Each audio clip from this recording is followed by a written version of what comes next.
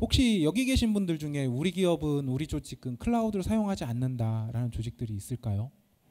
네, 아마 없으실 거예요. 어떻게 됐든 뭐 프라이빗 클라우드를 쓰든 퍼블릭 클라우드를 쓰든 클라우드를 쓰실 거고요. 그리고 제가 말씀드리는 뭐 클라우드라는 건 클라우드 업무 환경을 포함해서 이제 클라우드라고 말씀을 드린 거고요. 그런 것들이 저희가 흔히 쓰고 있는 뭐 노션이나 아니면 줌이나 이런 것들이죠. 슬랙이가 됐든 아니면 뭐 M365가 됐든 이런 것들이고, 심지어 뭐 저희 회사는 뭐 구글 워크스페이스 쓰고 있습니다. 이런 경우들도 있고요. 이렇게 이런 클라우드라는 단어가 이제 더 이상 낯설지 않은 적은 뭐 오래된 것 같습니다. 예, 낯설지 않습니다. 그리고 최근에 뭐 국가망 보안관리 체계 뭐 드래프트 버전이 나왔는데 거기를 보더라도 이제는 기업의 어떤 경계선이 더 이상 우리가 예전에 과거에 경험했던 그런 경계선은 아닌 것 같고요. 그런 경계선에 있을 때 이제 뭐 보안에 대해서 다시 한번 고민을 해봐야 되는데 어떻게 해야 되는지 그런 방법적인 거를 좀 소개해드리도록 하겠습니다. 그래서 저는 오늘 클라우드 저장소 내 데이터 식별 및 분류로 민감 정보를 관리하는 방법에 대해서 좀 말씀을 드릴 거고요. 요즘 데이터 분류가 핫해요. 예, 자꾸 뭐 아까 말씀드린 뭐 국가망 보안관리 체계를 보더라도 뭐 CSO로 분류해라 얘기를 하고 있고요. 그게 시스템뿐만 아니라 데이터도 여전히 동일하게 분류하라는 이야기가들이 있습니다. 이런 이야기를 좀 드릴 거예요.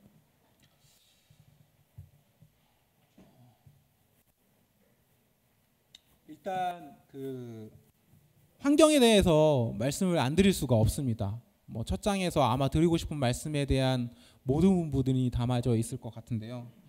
일단 업무 환경이 과거 5년과 다르게 저희가 코로나를 겪으면서 팬데믹을 겪으면서 빠르게 변화하고 있습니다. 그리고 그에 맞게 뭔가 부가적으로 이루어진 것들이 뭐 데이터에 대한 증가라든가 어떤 일하는 방법에 대한 이런 부분들이 들어져 있어요. 그래서 데이터 저장소라고 얘기하는 건데 저희가 5년 전만 해도 데이터 저장소라고 얘기했던 것들은 대부분 다 어떤 거냐면 PC 내 데이터 관리 아니면 뭐 국가기관 같은 경우는 어떤 국가에서 지정하는 어떤 클라우드 뭐 데이터 관리, 그리고 기업 내 레거시 시스템들에서 가지고 있는 데이터에 대한 관리, 이런 얘기들을 많이 했죠. 그러니까 저장소를 식별하는 대상이 기존에 이제 레거시 시스템이나 온프레미스 환경에 저희들이 많이 생각이 좀 갇혀 있었던 게 사실입니다. 그런 것들을 보통 저희가 이제 저장소라고 얘기하는데 지금은 저희가 클라우드 트랜스포메이션을 거쳐가면서 이제 저장소에 대한 개념이 많이 확대됐어요. 뭐 우리가 흔히 얘기하는 뭐 AWS S3 스토리지, 그렇죠? 객체 스토리지, 뭐 적은 비용으로 고효율성을 낼 수 있다, 뭐 이런 얘기를 하면서 객체 스토리지에 대한 사용성도 많이 증가됐고, 이런 다양한 CSP나 아니면 다양한 저장소들이 관리해야 되는 역할이 되어진 게 최근에 좀 트렌드인 것 같습니다. 그리고 이제 두 번째인데 사스입니다. 사스.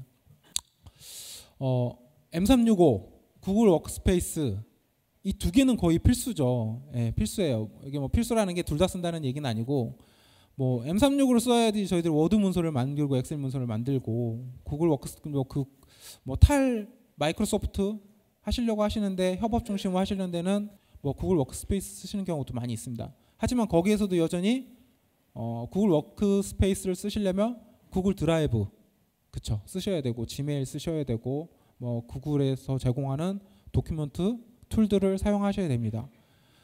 이런 툴들의 가장 큰 장점이 M365도 그렇지만 데이터에 대한 저장소를 제공을 하죠. 그 금액에 따라서 저장을 제공합니다. 그러다 보니까 예전에 사용자들이 내 PC에 내 데이터를 저장하던 게 이제 퍼블릭한 곳에, 그러니까 우리 회사의 시스템이 아닌 다른 곳에 기업의 문서를 저장한 다음에 그 플랫폼 내에서 복사하고, 이런 것들이 굉장히 일반적이 되었습니다. 그런 것들이 너무 자연스럽죠. 그런 걸 쓰는 이유가 어떤 업무 협업에 대한 업무에 대한 어떤 편의성, 그리고 뭐 공동 편집이라든가 아니면 쉽게 전달할 수 있는 방법, 결국은 협업의 가치가 올라가면서 이렇게 되어지고 있습니다. 그래서 이렇게 사스에 대한 사용성이 많이 증가되고 있고요. 그리고 이제 규제는 사실은 좀 빠르게 변화되고 있습니다. 예, 국내 뭐 개인정보법뿐만 아니라 글로벌적으로 보더라도 뭐 미국뿐만 아니라 유럽뿐만 아니라 다양하게 어떤 컴플라이언스 그리고 산업기밀 이런 컴플라이언스 산업기밀에 관련된 개인정보 컴플라이언스나 산업기밀에 관련된 컴플라이언스들이 계속 변화되고 있고 기준이 변화되고 있어요. 예. 이런 것들이 항상 문제가 되고 있습니다. 이게 이제 일반적으로 이제 업무 환경의 변화적인 측면이고요. 이제 두 번째는 아까 말씀드린 것처럼 어떤 우리가 뭐 소위 얘기하는 뭐 DT 있죠. 뭐 DT를 거치고 뭐 최근에 뭐 AX라고 얘기를 많이 하는데 어떠한 이런 것들을 계속 시대적 흐름을 거쳐가면서 생성되는 이런 데이터에 대한 증가가 폭증이 되어지고 있습니다. 그러다 보니까 기업 내에서 사용자들이 사용하고 있는 단말기라든가 아니면 기업 내에 사용하고 있는 중요 시스템에 대한 어떤 관리만 잘 했으면 됐는데 그게 아니라 증가되는 데이터의 속도가 너무 빠르다 보니까 이거에 대한 예측 관리하기가 좀 어려워진 게 현실적이고요. 그리고 뭐 데이터에 대한 증가량뿐만 아니라 뭐 그런 얘기들 많이 하잖아요. 지금 사용하는 데이터는 최근 2년이 되지 않은 데이터라고 보통 얘기합니다. 그러니까 뭐 불필요한 데이터는 거의 다 80% 이상이 이제 더 이상 불필요한 데이터라는 얘기를 많이 하고 있고 이렇게 앞에 말씀드린 것처럼 뭐 데이터에 대한 저장소가 변화가 되고 사스가 증가가 되면서 데이터가 늘어나면서 무슨 일이 생기냐면 저희가 흔히 얘기하는 보안의 가장 큰 위험이라고 하는 어떤 그레이 영역이 발생이 되어져요. 그게 뭐냐면 흔히 얘기하는 뭐 섀도우 IT, 섀도우 데이터, 뭐 데이터 중심적으로 봤을 때는 섀도우 데이터를 말씀드릴 수 있을 것 같고요. 어떤 자산적인 측면이라든가 어떤 시스템 단위로 얘기하면 섀도우 IT가 되겠죠. 그러니까 뭐 쉽게 설명드리면 이런 거예요. 내부에서 문서를 열심히 뭐 어떤 보안 체계에서 관리하고 뭐 이렇게 했는데 그거를 업무 협의나 업무 회의를 통해서 쓰려고 그냥 줌에 자연스럽게 업로드를 하는 거죠. 예. 안에서는 잘 분류를 했는데 그냥 일을 하다 보니까 구글 미팅을 하려고 구글에다가 미팅에다 채팅창에다 파일을 올리는 게 외부랑 협업하는 게 있어서 더 이상 어색하지 않잖아요. 이게 저희가 그냥 일반적으로 일하는 방법이거든요. 굉장히 제한적인 기업 환경 빼고는 굉장히 이게 이제 일반적인 환경입니다. 그냥 이렇게 변화된 겁니다. 그러다 보니까 무슨 문제가 생기냐면 저런 이제 섀도우 데이터 문제들이 많이 생기고 있어요. 뭐냐면 예전처럼 뭐 출입문을 잠궈놓고 어떤 판독기를 통화하고 가방을 검사하고 이렇게 USB를 차단하고 저장 못하게 막 이렇게 했는데 저희가 이제 팬데믹을 거치면서는 외부 협업하고 외부 사람들이랑 일하고 재택근무 리모트 워크플레이스에서 일하는 것들이 너무 익숙해졌습니다. 그렇죠. 그거를 다시 과거로 돌리는 건 사실 어려워요. 더 이상 이제 어렵습니다. 왜냐하면 너무 빠르게 변화되고 있고 뭐 아까 좀 전에 말씀드린 것처럼 국가망 뭐 관리 체계 드래프트도 보면 첫 꼭지가 그거잖아요. 생성형 AI 써라. 미안하다. 망분리 해놨더니 너희들이 생성형 AI 못 쓰니까 자꾸 뒤처지니까 이거 써라. 그리고 두 번째는 뭔가 차세대 개발하고 내부에서 자꾸 뒤죽박죽하니까 개발 비용만 많이 올라가는 거예요. 왜? 글로벌 뭐 중요한 뭐 CRM 솔루션들, 협업 솔루션들 이런 것들 너무 잘 만들었고 잘 써 있는데 그런 것들을 못 쓰니까 사실 그거에 대한 문제점 때문에 그런 게 다시 제도적으로 지금 검토를 하고 있는 건데 이게 이제 시대가 너무 많이 변했죠. 그래서 이런 것들을 더 이상 거스를 수 없는 수준이 된 것 같습니다. 그래서 이러다 보니까 이러한 섀도우 데이터 증가에 대한 위험 관리가 무시할 수 없는 게 현재 현실입니다. 그리고 뭐 마지막으로 이제 클라우드 환경인데 클라우드 뭐 행안부 같은 경우에도 클라우드 전환에 대한 뭐 강제성이라고 말씀드리긴 했지만 목표가 있죠. 기관들도. 그래서 애매하지만 중요 시스템이 아닌 것들은 망분리 관련해서도 적극적으로 클라우드로 전환을 해라. 뭐 이런 얘기를 하고 있습니다. 네, 그러다 보니까 이제는 예전에 온프레미스 환경에서 기업에서 뭔가 컨트롤 타워를 역할을 하던 뭐 보안이라든가 정보보호 파트라든가 어떤 엔지니어 TA 쪽 파트에서 핸들링할 수 있는 부분들을 이제 좀 벗어났죠. 예, 그러다 보니까 이제 클라우드를 쓰려고 했었고 처음에는 그거에 대한 문제점이 있으니까 여전히 레거시 형태로 쓰고 싶어서 프라이빗 클라우드를 뭐 큰 기업 위주로 많이 구축을 하셨어요. 근데 그런 것들 전부 다 어떤 뭐 VDI 기반이거나 아니면 VM 기반이거나 이렇게 쓰다 보니까 이게 진정한 클라우드인가라는 고민을 많이 하게 됩니다. 그러다 보니 어느 순간 이제 퍼블릭 클라우드의 맛을 보기 시작했죠. 예, 그러다 보니까 어떤 확장에 대한 용이성이라든가 이런 것들에 대한 쫓아가지 못하다 보니까 기존에 프라이빗 클라우드를 쓰던 거를 퍼블릭 클라우드로 쓰기 시작했고 그리고 이제 퍼블릭 클라우드 쓰다 보니까 CSP 배열의 장단점, 스토리지가 어디에 있는 거에 따라서 비용적 차이 이런 것들에 대한 이제 고민을 하기 시작합니다. 그러다 보니까 하이브리드 클라우드를 전략을 세우고 또 뭐 CSP 여러 CSP를 어떻게 쓸 건가 뭐 이러다 보니까 멀티 클라우드 전략을 세워지죠. 여기까지가 최근에 1, 2년, 3, 4년 사이에 기업들이 빠르게 변화하고 있는 흐름이에요. 이거를 벗어나는 기업들은 거의 없고요. 근데 이렇게 쭉 변화되다 보니까 업무 환경, 데이터가 저장되는 것도 변하고 있고 데이터를 어떤 제어하는 컴플라이언스적인 측면들도 많이 변화하고 있습니다. 근데 데이터는 빠르게 증가하고 있고 관리할 수 없는 데이터들이 너무 늘어난대요. 그리고 환경은 예전처럼 어떤 방화벽 내에 시스템이 있어가지고 일단 막아놓으면 못 나가는데 기업 내에서 클라우드 엔지니어를 확보한다? 이거 비용적으로도 사실 어렵고요. 쫓아가기도 사실 좀 어렵습니다. 그러다 보니까 자꾸 이제 MSP라고 얘기하는 우리들이 이제 그런 걸 이용하면서 어떤 업무에 대한 활용성 이렇게 높여가고 있죠. 이랬을 때 가장 큰 문제가 되는 게 뭐냐면 아까 말씀드린 것처럼 이 데이터적인 측면인데요. 그러한 데이터들을 어떻게 관리해야 될지 모르겠다라는 게 여기 계신 분만 아니라 글로벌 동일합니다. 네. 다 동일한 문제를 맡고 있어요. 뭐 팬데믹을 저희만 맞은 건 아니잖아요. 예. 그러다 보니까 이제는 업무 환경은 다 이렇게 바뀌었고 일하는 방법도 다 이렇게 바뀌었고 출근하라고 하면 퇴사한다 그러고 뭐 이런 환경에서 리모트 워크플레이스는 지향할 수도 없고 그러다 보니까 그러면 기업 내 데이터는 어떻게 지켜야 되는가 이거에 대한 이제 고민을 하기 시작했습니다. 그게 최근 3년 정도가 되지 않았어요. 그런 이야기를 오늘 말씀을 드리려고 합니다. 서두는 좀 길었는데 그러면 뭐 여러 방법이 있습니다. 아까 말씀드린 뭐 자산적인 측면들도 있어요. 클라우드 시스템으로 뭐 저희가 클라우드 트랜스포메이션을 거치면서 클라우드 자산에 대한 식별하는 건 사실 뭐 어렵지는 않습니다. 그런데 로컬에서는 비교적 안전하게 기업 내에서 케어하고 있다는 게 일반적인 뭐 상식이죠. 그러다 보니까 그거를 부정하는 가정은 생기지 않습니다.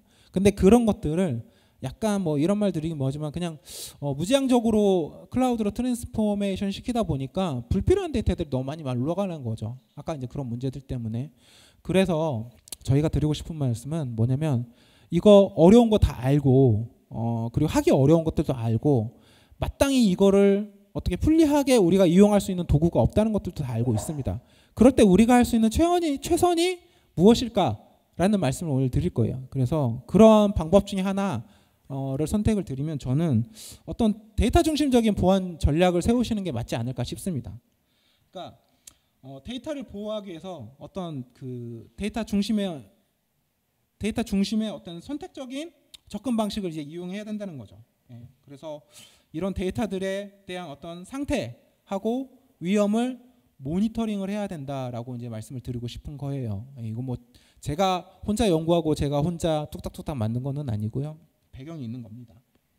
일단 데이터를 저장하는 시스템뿐만 아니라 어떤 데이터에 집중을 해야 된다는 거죠. 아까 말씀드린 것처럼 관리의 시스템이 너무 많아졌잖아요. 주요 사스 앱도 그렇고 그런 클라우드 트랜스포메이션 거치면서 생성된 새로운 클라우드 시스템들도 그렇고 또 CSP 종류들도 많아요. 그렇죠? 이런 것들을 하나하나 할 수 있는 거는 제한적입니다. 기업 내에서 할 수 있는 건. 그러다 보니까 어떤 시스템에 집중하지 말고 이제는 이런 데이터에 집중하는 보안 전략을 세워야 된다라고 말씀을 드리고 싶고 또 하나는 데이터가 이렇게 저장되고 사용되는 데이터를 지속적으로 사용할 수 있는 어떤 자동화된 모니터링이 반드시 필요하다라고 말씀을 드리고 싶습니다. 그리고 컴플라이언스적인 측면이죠. 개인정보나 어떤 의료기록과 같은 어떤 민감하고 기업에 어떤 장기적으로 위험이 될 수 있는 데이터들은 별도 관리해야 된다. 좀 더 집중해서 관리해야 된다. 이런 말씀을 드리고 싶고 그리고 이제 가장 중요한 건데 데이터는 어떤 민감하거나 어떤 유형에 따라서 데이터를 자동으로 분류할 방법이 좀 필요로 합니다. 그렇죠? 아까 말씀드린 것처럼 뭐 CSO 뭐 이런 전략하고 동일한데 결국은 어떤 게 크리티컬하고 어떤 게 센시티브하고 어떤 게 퍼블릭하고 오픈 가능한 데이터인지 알아야지. 그렇죠?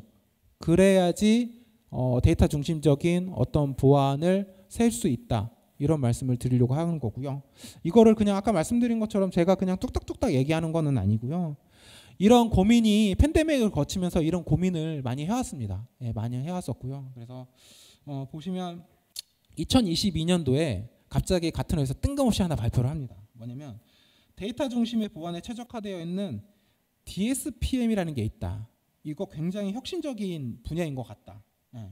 그래서 너네 좀 전에 말씀드린 것처럼 최근에 뭐 클라우드 트랜스포메이션 거치고 그리고 팬데믹으로 주요 사스 앱 이용하고 사스에 대한 이용률은 계속 증가할 거라고 얘기하고 있고 그리고 주요 오피스들도 다 클라우드 형태로 바뀌고 있잖아요. 이 상황에서 더 이상 데이터에 대한 방향성을 제시해서 그러다 보니까 이거를 DSPM이라는 거에 대해서 어떤 이런 환경에서 사용할 수 있는 최적의 도구라고 이제 발표를 합니다. 2022년도에 뜬금없이 발표를 합니다. 그래서 가트너에서 얘기하는 건 DSPM은 어떤 데이터 중심의 보안을 구현할 수 있고 어떤 데이터 유출 위협을 최소화하는데 클라우드이다 보니까 지리적 특성상 발생할 수 있는 컴플라이언스 문제를 해결할 수 있는 기술적 도구입니다라고 얘기를 해요. 가이드를 막 합니다. 그때부터 기존의 데이터 식별 및 분류를 하던 솔루션들이 갑자기 저희가 다 DSP입니다 얘기하면서 이제 플레이어들이 막 나타나기 시작합니다. 그런 플레이어들이 있고요. 그런 플레이어들이 대표적인 게 알고 계시는 뭐 IBM, 뭐 바로니스 이런 업체들도 있고요.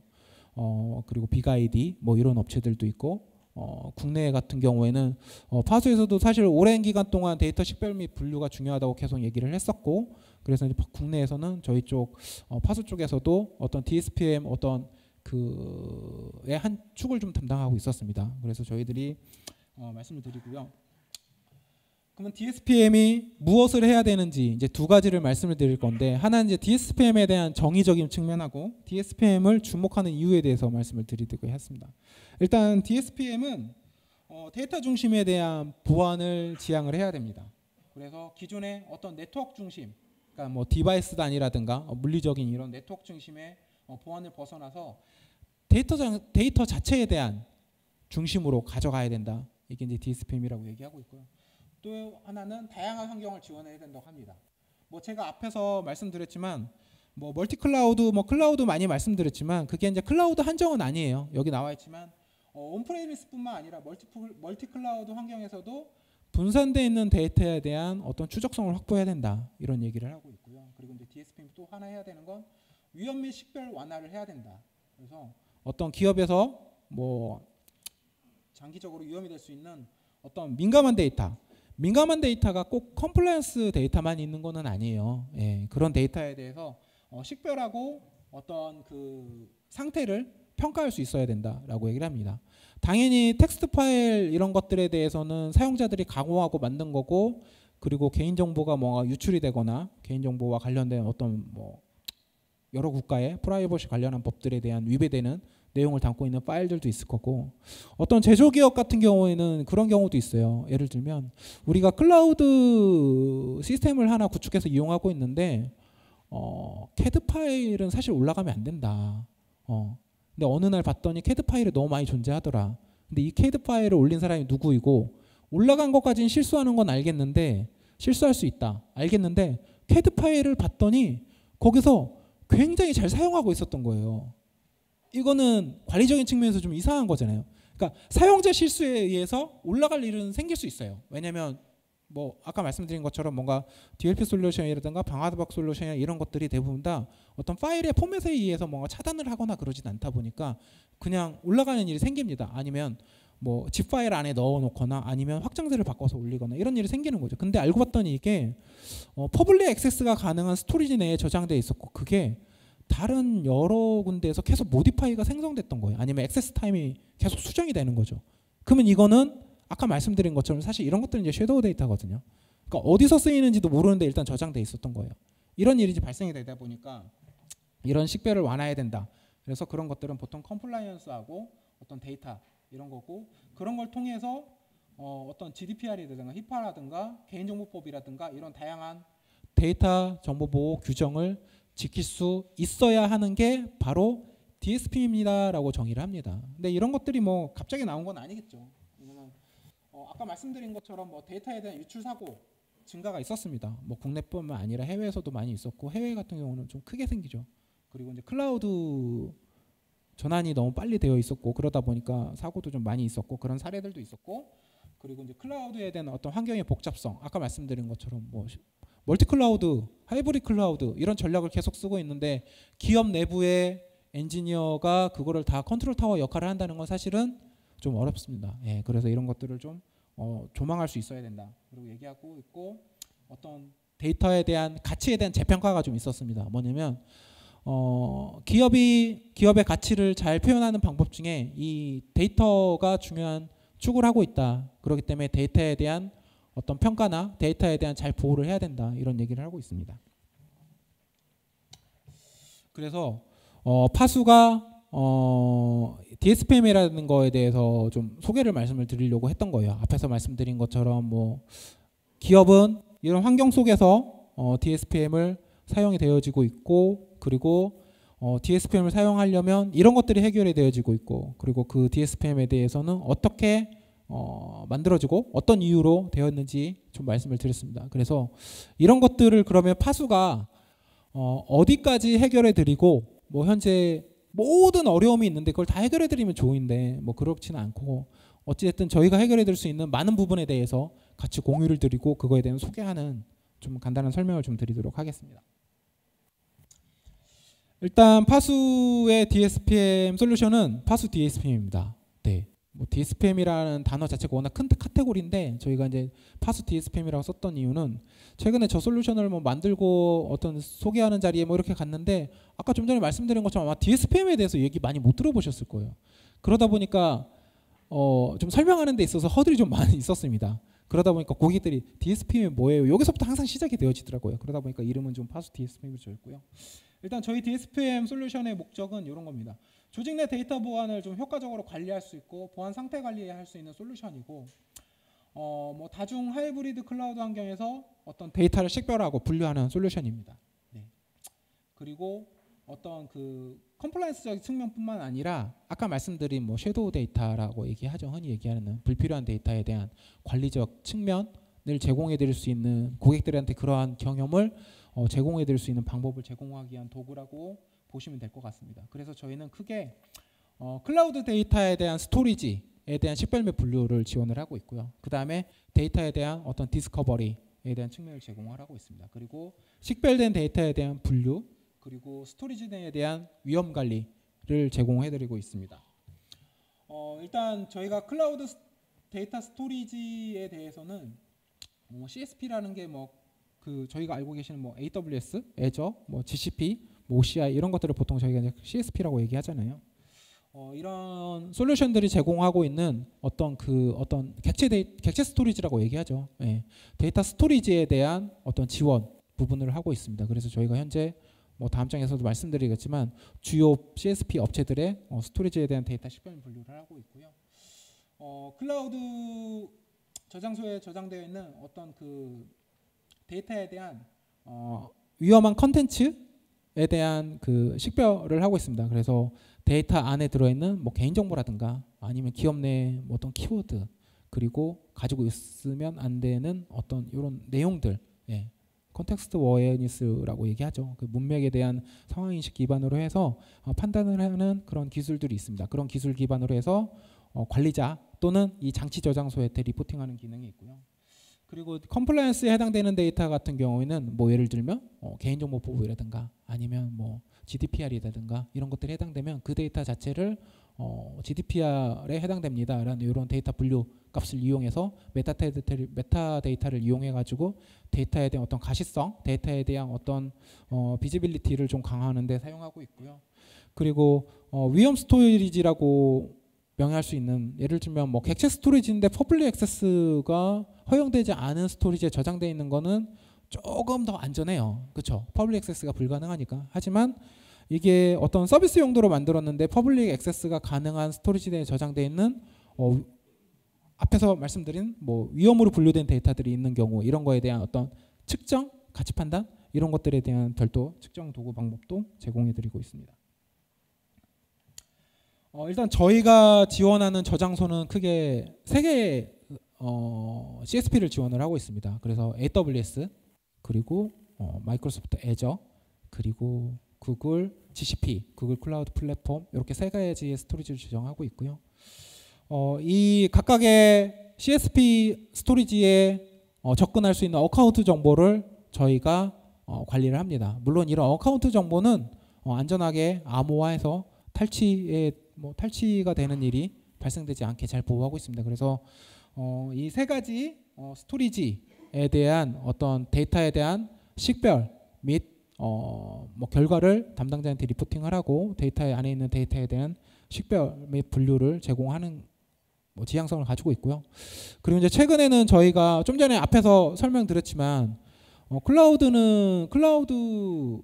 기업들이 많이 늘어나고 있어요. 그렇죠? 최근에 소위 흔히 저희가 얘기하는 유니콘 기업이라고 얘기하는 것들은 전통적 제조 기업은 거의 없습니다. 그렇죠?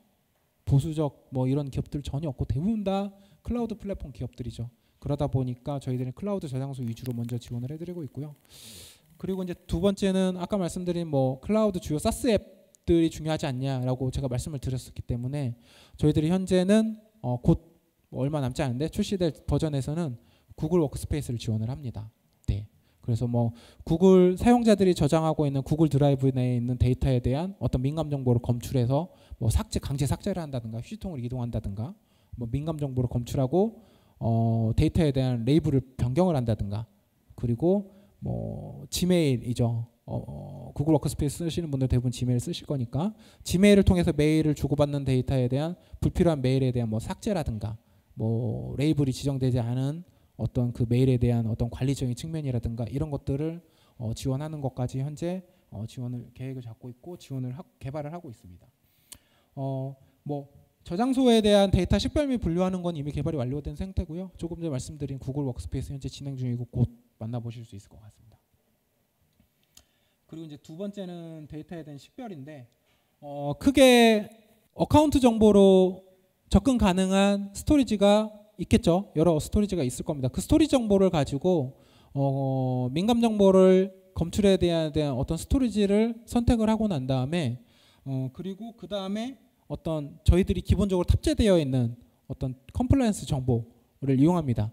알고 계신 좀 쉽게 설명을 드리면 대한민국의 개인정보보호법이라든가 이런 유럽의 GDPR이라든가 이런 컴플라이언스에 대한 정보를 가지고 이 스토리지 내에 있는 데이터들 중에 이 GDPR에 해당되는 데이터가 있어? 이런 것들을 검출한다고 보시면 돼요. 예. 그러한 설정이 가능합니다.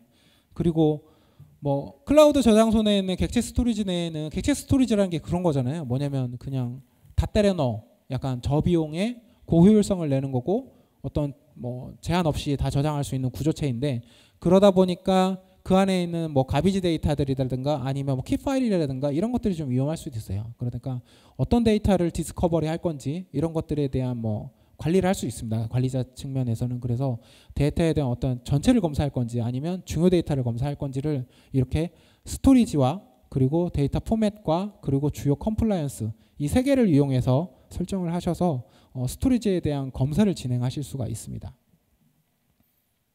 이렇게 검사가 이루어지고 나면 어떤 데이터에 대한 어떤 분류에 대한 정보를 제공해 드려요. 그래서 예를 들면 오른쪽 화면에 있는 것처럼 어떤 버킷 안에 들어있는 저런 데이터들이 어떤 컴플라이언스에 위배되는지 이런 정보들을 제공해 드리고 있고요. 그리고 그 데이터들은 어떠한 크기로 갖고 있고 그리고 그 데이터들이 현재 아까 말씀드린 것처럼 어떤 라이브한 데이터인지 아니면 그냥 단순히 어떤 다크 데이터처럼 그냥 유의미하지 않게 무의미하게 그냥 저장만 되어 있는지 이런 거에 대한 정보를 제공해 드리고 있습니다. 보통은 이런 것들에 대한 정보를 제공해 드릴 때는 아마 클라우드 저장소에 들어있는 데이터에 대한 어떤 식별하고 분류하는 비용이 너무 많은 비용이 드는 거 아니에요? 이런 고민을 하실 거예요. 그러다 보니까 이런 것들은 대부분 어떤 그 CSP에서 제공하는 API 범주 안에서 이루어지는 거고요. 그러다 보니까 어떤 비용적인 측면이라든가 활용적인 측면은 최소화하실 수가 있습니다. 그래서 일단 기본적으로 CSP에서 제공하는 메타데이터는 적극적으로 활용을 하고 있고요. 그리고 이제 메타데이터가 제공하지 못하는 부분들 그런 것들에 대해서 이용할 때는 별도로 저희 에이전트가 그 안에 있는 데이터에 대한 식별하고 분류를 하는데 사용되지고 합니다. 그런 이유가 무엇이냐면 AWS만 해도 AWS 저장소 내에 있는 데이터에 대한 민감 정보를 검출하는 예를 들면 별도 솔루션이 있어요. 메이시라고 불리는 솔루션들이 있는데 그게 저희가 이용하는 게 최근에 기업들이 AWS만 이용하는 것도 아니고 애저 이용하시는 데도 있고 GCP 이용하시는 데도 있는데 이 파일이 저쪽에 갔을 때는 개인정보가 5개 있는데 이쪽에 갔을 때는 개인정보가 없다거나 이런 일이 사실 현실적이에요. 그러다 보니까 처음에는 클라우드의 위탁 관리를 하려고 했었는데 그런 것들이 점차 이제 비효율적이고 뭐 그 어떤 정보에 대한 신뢰성이 많이 떨어지죠. 그러다 보니까 그런 문제를 어떤 중앙에서 어떤 그 데이터에 대한 어떤 무결성이라든가 아니면 지속성이라든가 이런 것들을 제공할 수 있는 방법이 필요하다 보니까 이렇게 이제 DSPM이라는 솔루션을 통해 가지고 이용하는 방법이 될 수 있을 것 같습니다. 그리고 이제 그 식별되고 나면 어떤 스토리지에 대한 위험 관리가 필요하잖아요. 왜냐하면 좀 전에 말씀드린 것처럼 CSP별로 어떤 스토리지를 지정해서 어떤 위험 데이터가 있는지 없는지 식별하고 분류를 다 끝났는데 그렇게 되면 그 데이터가 과연 안전한 스토리지인지 아닌지에 대한 어떤 평가적인 측정에 대한 방법이 필요합니다. 그래서 이러한 스토리지별로 어떤 위험 수준을 평가해서 저희들이 제공을 하고 있고요. 그리고 좀 전에 말씀드린 것처럼 어떤 스토리지가 어떤 ACL에 취약되어 있는지 예를 들어서 뭐 퍼블릭 액세스가 가능한지 안 한지 이런 정보들을 가지고 이 측정할 때 사용을 합니다. 그리고 기본적으로 어떤 저장소 관리 측면에서 어떤 스토리지 내 데이터에 대한 전체적 그 어떤 그 양이라고 얘기하죠. 크기와 어떤 수 이런 것들을 관리자라고 얘기하면 좀 그렇고 관리자뿐만 아니라 그 담당자 저장소에 대한 담당자가 관리할 수 있는 이런 별도에 대한 정보도 제공하고 있고요. 최종적으로 기업 내에서 가지고 있는 전체 스토리지 내에서 위험 수준에 있는 스토리지가 몇 개인지 그리고 어떤 안전한 스토리지가 몇 개인지 이런 것들에 대한 종합적인 정보를 제공하는 이런 화면들을 제공해서 관리자 입장에서 그리고 담당자 입장에서 우리가 사용하고 있는 어떤 클라우드 스토리지 그리고 클라우드 앱들이 안전한가 안전하지 않은가 이런 것들을 어떤 가시성 있게 보실 수 있는 별도 어떤 이런 그 화면을 제공을 하고 있습니다. 일단은 저희 쪽 그 제품에 대한 간단한 뭐 구성에 대해서 좀 말씀을 드리면요. 일단 저희들은 사스 서비스와 온프레미스 서비스를 둘 다 지원을 하고 있습니다. 그래서 기본적으로 이제 사스 서비스 같은 경우에는 고객이 직접 구매해서 이용하시면 되고요. 그러면 좀 전에 앞서 보여드렸던 것처럼 클라우드 저장소나 어떤 클라우드 저장소 내에 있는 검출에 대한 정보라든가 이런 것들은 테넌트가 직접 컨피규레이션 하시면 되는 거고요. 어떠한 그 연결 정보나 이런 것들은 말씀드린 것처럼 이랬던 고객 테넌트별 별도의 DB에 분리 보관을 하고 있습니다. 그렇기 때문에 그런 뭐 위험성은 낮다고 보시면 되고요. 근데 간혹 우린 프라이빗 클라우드를 지향을 하고 있고 그리고 저거를 온프레미스 형태로 구현을 하고 싶어요, 구축을 하고 싶어요. 이런 경우가 뭐 기업이나 기관마다 존재하실 수 있는데 그런 경우도 물론 가능합니다. 그럼 이제 별도로 AWS나 아니면 뭐 애저라든가 이런 환경 내에서 저희들이 설치 제공을 하고 있기 때문에 우리는 클라우드 및 저장소를 많이 갖고 있는데 이거를 다 관리하기 너무 많은 비용이 들고 사스 서비스를 이용하는 건 좀 보안적으로 어렵습니다. 이런 경우에는 상황에 맞게 이용하시면 될 것 같습니다. 설명드린 거에 대해서 뭐 간단하게 마지막으로 뭐 요약 정리를 해드리면요. 일단 이 제품은 뭐 DSPM이 그러니까 이 제품이라고 보지 마시고요. 그냥 DSPM이라는 게 있다. 최근에 뭐 트렌드에 DSPM이라는 제품이 있고 DSPM들은 이런 것들을 지향을 해야 된다라는 측면입니다. 그래서 이것만 알고 계시면 될 것 같고요. 그래서 클라우드 저장소 내 데이터 관리라고 얘기했지만 좀 전에 말씀드린 것처럼 뭐 온프레미스 포함입니다. 네, 당연히 온프레미스 포함이겠죠. 뭐 사용자 PC 또는 기업에서 가지고 있는 온프레미스 형태로 구축되어 있는 중요 레거시 시스템들에 대한 데이터 정보들 그리고 기업에서 사용하고 있는 뭐 프라이빗 클라우드, 퍼블릭 클라우드 네, 이런 것들에 대한 저장소 내 데이터 그리고 기업이 사용하고 있는 주요 사스 앱 뭐 여기 오신 분들 중에 뭐 세일스포스 CRM 이용하시는 분들도 있을 거고 뭐 펠로우나 이런 건 협업 도구 이용하시는 분들도 많이 있으실 거예요. 그런 사스 서비스에 저장되어 있는 데이터를 전체적으로 관리할 수 있는 기업 내 모든 데이터, 모든 환경의 모든 데이터에 대한 관리를 할 수 있는 게 DSPM이다. 이렇게만 알고 가시면 이 시간은 충분히 의미가 있는 것 같습니다. 그래서 저희가 뭐 말씀드린 것처럼 뭐 주요 클라우드의 스토리지에 대한 어떤 저장된 데이터에 대한 검출 및 분류와 함께 뭐 스토리지에 대한 계정 관리 기능이라든가 아니면 관리자에 대한 검사 수행 이력에 대한 정보들, 그리고 검사 결과라든가 담당자들한테 장치 저장소뿐만 아니라, 그러니까 관리자는 전체적인 관리 기능, 그리고 사용자 입장에서는 내가 관리해야 되는 저장소에 대한 리포팅 기능, 이런 것들을 제공하고 있고요. 그리고 클라우드 내에서 아까 말씀드린 것처럼 데이터가 폭증한다 그랬잖아요. 그러다 보니까 폭증하는 거 이꼴 가장 민감하게 생각하는 게 이런 섀도우 데이터를 어떻게 해결할 것인가, 이런 문제들이 많이 있습니다. 그러다 보니까 어떤 ROT라고 해야죠. 불필요한 데이터들, 중복되거나 사용되지 않거나 그리고 존재하면 안 되는 이런 데이터들에 대한 전체적인 현황 정보를 제공을 합니다. 그래서 이런 데이터들을 통해서 기업 내 어떤 저장소 관리 비용을 낮출 수 있는 방법도 같이 제공해 드리고 있고요.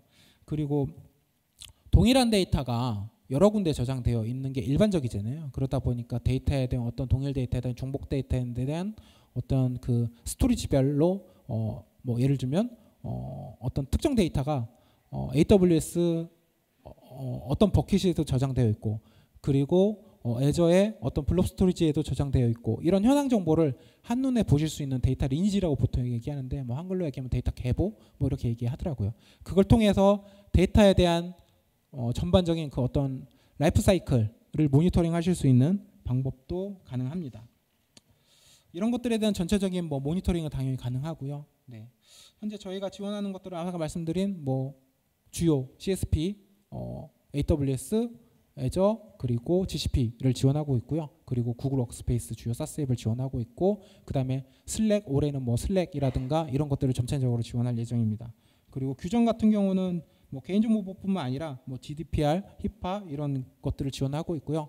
당연히 이런 민감 정보들은 다 커스터마이징이 가능합니다. 그래서 기관에서, 기업에서 뭐 키워드 중심으로 자연어로 입력하셔도 전혀 문제가 되지는 않습니다. 그리고 검출할 수 있는 데이터에 대한 식별할 수 있는 포맷은 거의 모든 포맷이라고 보시면 돼요. 기업 내에서 아까 말씀드린 뭐 캐드류도 당연히 가능하시고요. 오픈오피스도 가능하고 주요 앱인 뭐 마이크로소프트라든가 한글이라든가 이런 것들도 전부 가능합니다. 그래서 이런 것들을 지원하는 게 DSPM이라고 보시면 되고요.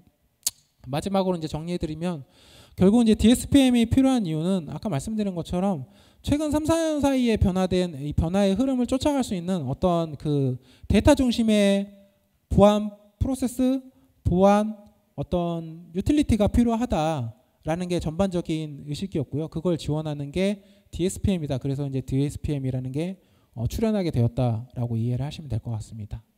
네, 제가 설명드릴 거는 여기까지입니다. 네, 감사합니다.